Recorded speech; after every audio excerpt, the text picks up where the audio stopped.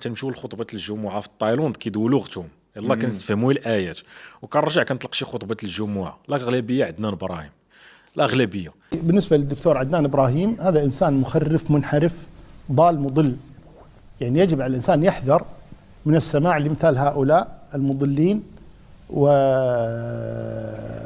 يعني فيه انحراف كبير جدا وهو الى الشرك اقرب منه الى الايمان حقيقه. فالقصد أنه لا يجوز أخذ المعلومات من هذا الرجل الأفاك وغيره ممن هو على شاكلته. عقدية عودة عيسى بن مريم، يعني أنت أنت لا تصدق هذه الغيبية؟ لا أصدق بها لأنها مناقضة للقرآن الكريم بشكل واضح، وهي عقيدة نصرانية على فكرة.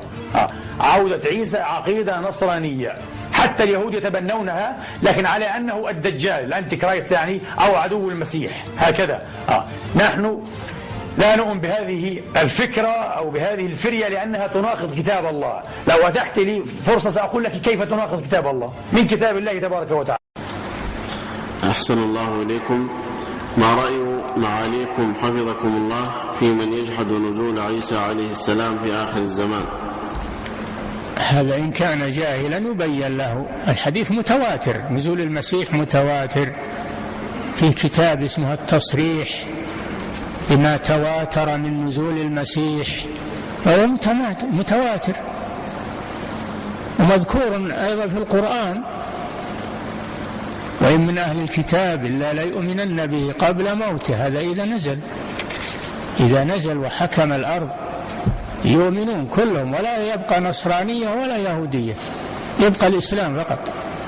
وإن من أهل الكتاب إلا ليؤمنن به.